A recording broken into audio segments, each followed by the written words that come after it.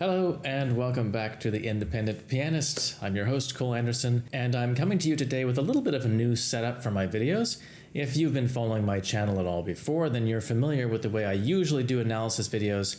I generally just cut examples of my playing using my overhead view into my spoken comments. In the past, I just never really had a very good place where I could set up a kind of side view like this.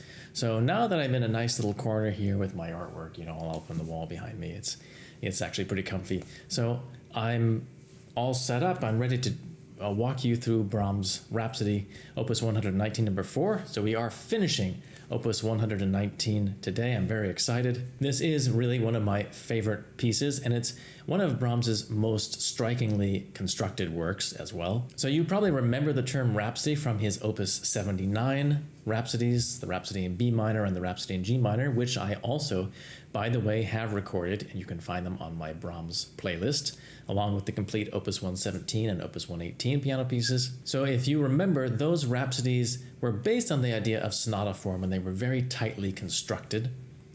This Rhapsody also is very, very tightly constructed, but it's much more loosely connected to any kind of established form. There is a little bit of a connection to sonata form, but it's a little bit more tenuous, and the structure is more original. I've titled it an arch shape structure in the video. So it follows a basic arch structure, kind of related to a ternary form, A, B, C, B, A, but with a few interesting diversions and elaborations as the structure plays out. There's definitely something very Teutonic and martial about this music. You can get that, of course, from the main theme.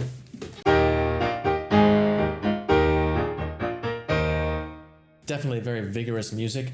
Now, the interesting thing that Brahms has done here as far as phrase construction goes is that he's actually written for the main theme 5-bar phrases. So what I just played would actually be a 4-bar phrase. But Brahms adds an extra bar onto the end, this little tag at the end. So these 3 chords act as kind of a tag. So the full effect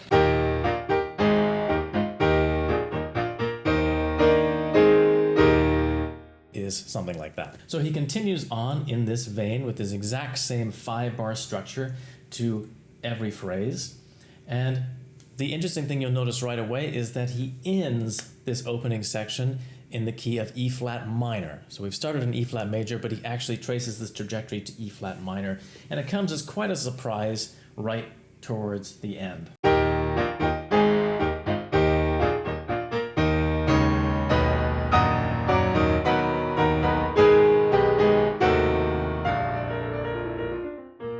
And then he avoids E flat minor, he goes to the dominant B flat major. But it's quite shocking when we arrive at E flat minor after so little time. We've just started the piece and here we are already in E flat minor. So this next little motive that I just played, that's actually very important in the piece going forward, and it grows out of this little tag idea that I already talked about. Right, so you have this tag and the expansion. It's the same rhythm, but just with arpeggios added.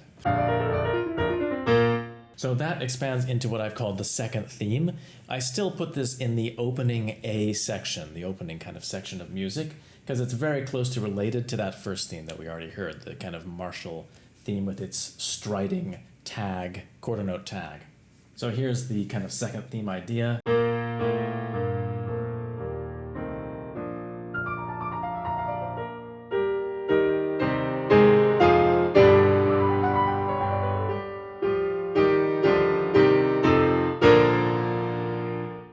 So that's the basic idea of that theme, just kind of a combination of this striding motive with these arpeggios. It's also interesting, Brahms already suggests the key of C minor here.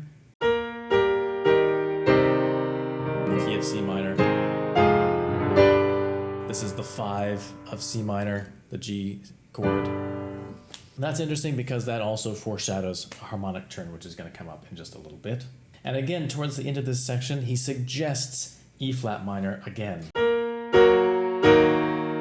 before turning back towards E flat major.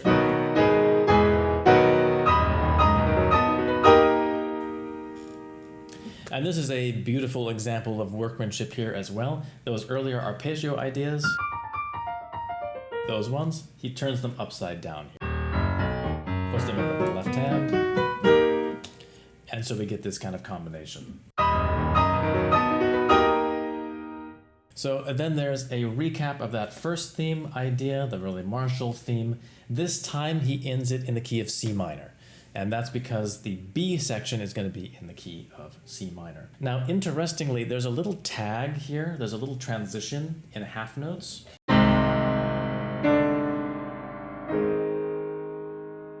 Before we get the B theme.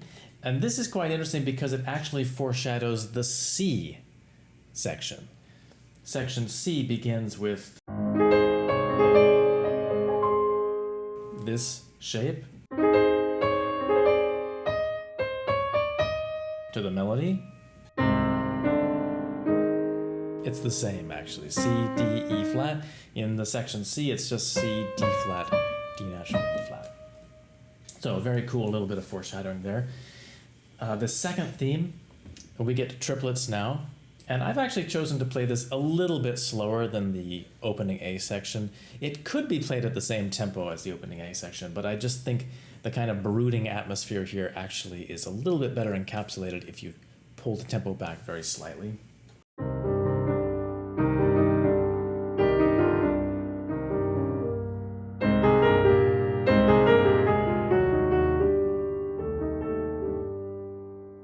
So this piece is full of major minor shifts. We've already seen this kind of toying with E flat major, E flat minor in the first theme, heading more towards, starting in major and heading towards minor. Here we actually start in minor and then we head into major. So the phrase that I just played repeats in the key of C major.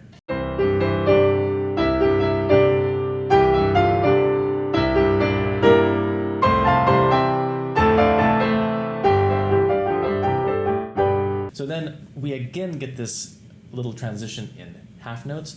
This time the foreshadowing of the section C is even more clear.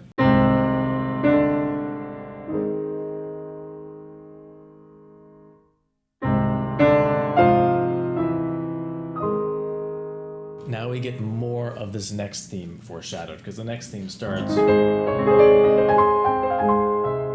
this way. This wonderful little chromatic motive, F, F flat, E flat. So we heard that right before.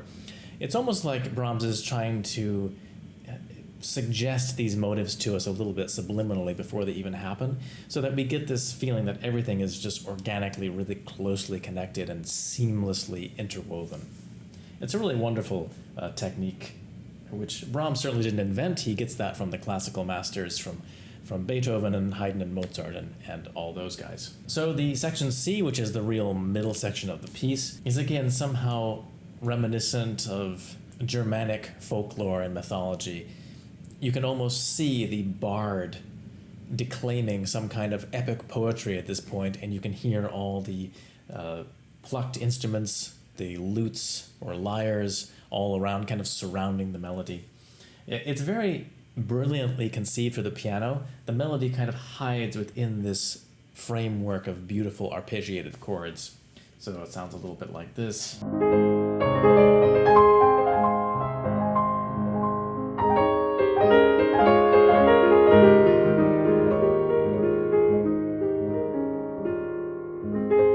Something like that. So you see that at various times the melody is at the top of the chords, sometimes it's in the middle of the chords, and you have to vary the way you play the arpeggios to bring the melody out very clearly. So most of the time you're going to play the arpeggios on the right hand ahead of the beat, but occasionally you might want to actually play it. You might want to play the arpeggios starting with the left hand, because it's a little bit more clear than where the melody is if you hear it on the beat. So just my 2 cents, I think that works well. So anyway, this beautiful middle section comes to a close, then we get the music again. Section B comes back as a transition. A little bit amplified. Same thing happens, it goes from C minor to C major, and then we get what we expect, we get the A section music returns. However, it's not just an exact repetition. Instead, at this point, Brahms inserts what amounts to a development of this material.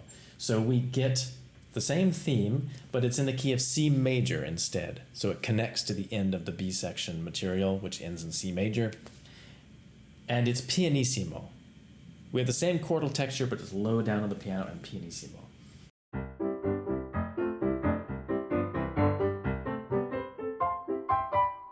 So same idea, but really transformed in mood and character and color. So again, with this idea of major-minor duality, which is really explored in this piece very, very much, we get it again here in this kind of development-like section. This does remind me a little bit of the development section of a classical sonata. So I think here is where we really see his homage to sonata form, or the way that he is interacting with sonata form in this kind of developmental section.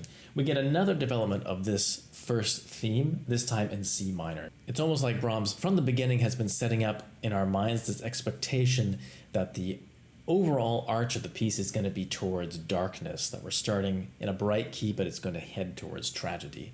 And that certainly makes sense if you connect this piece to various Germanic legends and myths.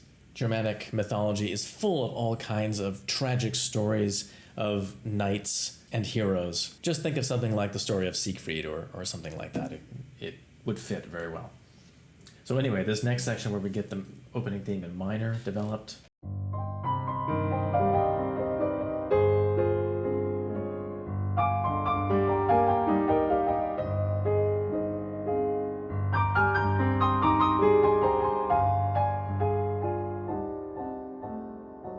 There it is.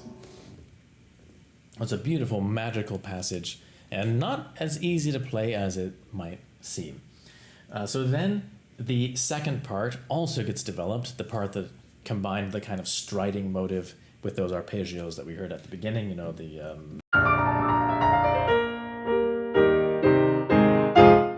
all that business. It's developed as well, and this also acts as a transition, getting us back to E flat major. So we're starting in C minor.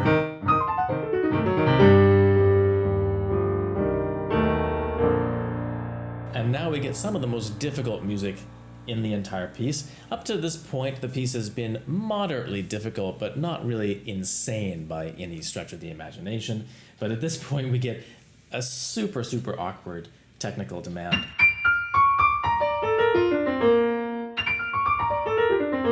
This is very, very difficult to play, and I slaved over this endlessly, and I had to do many takes of this, of my final recording, just to get this passage correct. You know, when I got to it, it's kind of nerve-wracking, because you have to play the arpeggio, and then you jump over an octave, and back to this.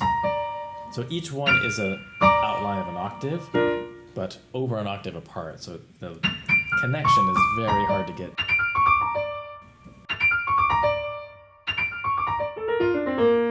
It can be done though, and it's actually good to practice it that way. Just practice the connections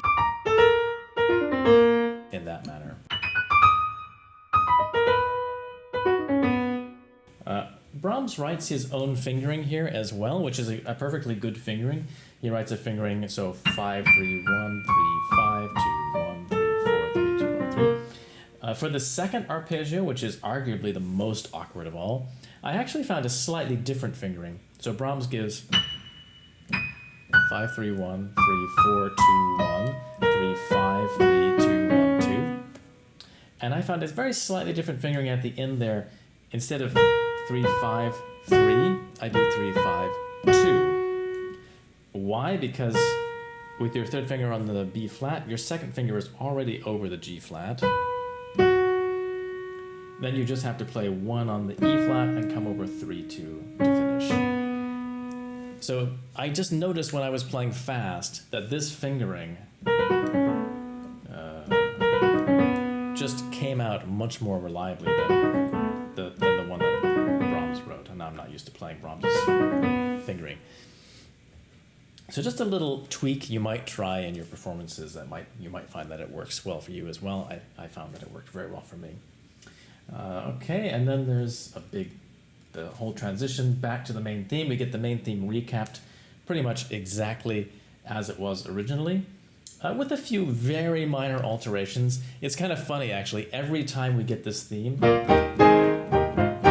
every time we get that A theme returning, Brahms does very slightly change something about how the chords are voiced or about how the bass moves. Very, very slight. It's not something you would even notice on a first listen. But if you're practicing, you'll start to notice, oh, this is slightly different than it was the first couple of times. So it's very interesting. This is actually probably one of the biggest arguments against performing by memory that you could find, because great composers always would do this. When a motive would repeat, they would very slightly change something in order to give the impression of improvisation. Now, when it comes to memorizing, if you have to memorize the piece, you have to memorize all these teeny little variations. And there's not necessarily any logic to why it's varied in just this way. It just creates a slightly different sound that gives the impression of an improvisation. So it's not my intent to argue against memorization or anything at this point, but that is one argument. You don't take up mental space with those kinds of little teeny variants from repetitions of figures if you're not playing totally by memory. Even if your memory is really good, those kinds of variants are very taxing. So I just wanted to kind of bring that up. It's kind of an interesting point.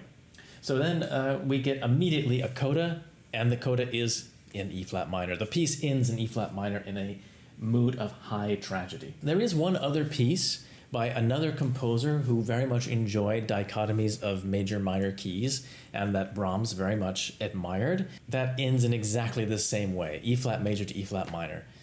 So I'll give you a couple seconds if you can think of the piece. I'm sure you'd like to think of it first before I play it for you. Here it is.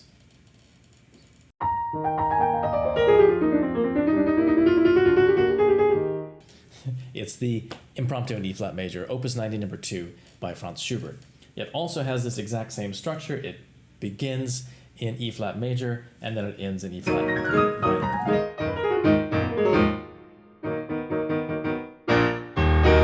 Exactly the same kind of thing. This last page is also one of the hardest to play. You have these crazy jumps in the right hand.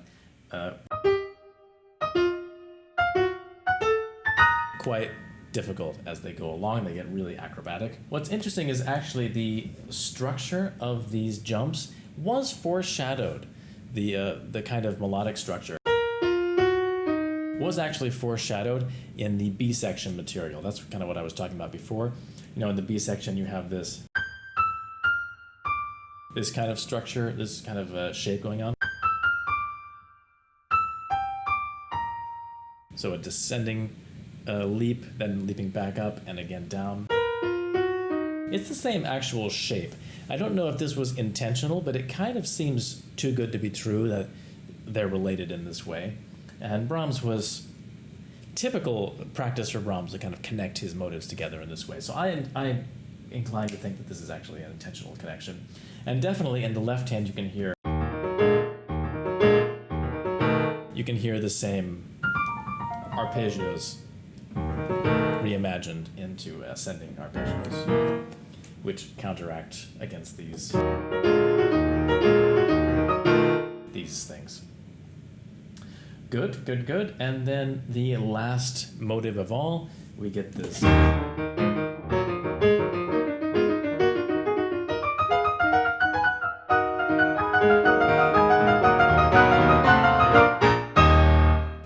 So this stuff is in triplets, so that does suggest the B section motive in triplets.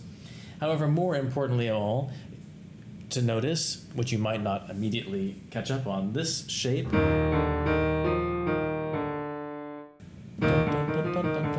this is the same as the main melody.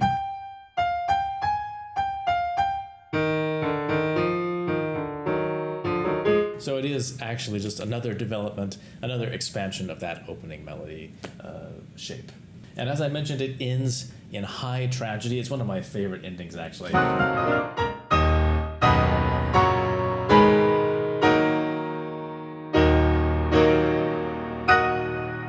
There's not even a hint of any kind of reconciliation. It's just powerful and grim all the way to the end. So obviously there's some kind of tragic ending to this Teutonic story of knights and heroes and whatever the characters might be. In that regard, it's much more dark, it's much more intense than its model in Schubert. The Schubert has much more of a high-spirited dance-like flavor to it, and this seems much more like Mortal Kombat or some kind of fight to the death of some kind, something really, really tragic and intense. So I think that's about it, unless I've forgotten anything. If I've forgotten any points, I might stick it in a little audio clip or something like that at the end. However, I think I've covered everything I was going to talk to you about with this Rhapsody. It's, again, one of my favorite pieces. I really enjoyed making the recording. It was much harder than I thought it was going to be since I played it before, but bringing it back was actually quite difficult. So, especially that last page, that gave me so much trouble. So yeah, please enjoy the complete performance. Be sure to check out my Patreon page. You can sign up to make monthly pledges there if you want to support the channel, support my work. You can also download my latest albums and other interesting items, which I'm going to be putting up there. I'm going to put up some of my additions and scores and so forth that I have. But my latest album of all the List Année de Pèlerinage, the first year from Switzerland, is up there. So check that out if that interests you. But otherwise, just like the video, subscribe, come back next week. There'll be some more great music up here and conversation for you. So until then, take care and keep practicing.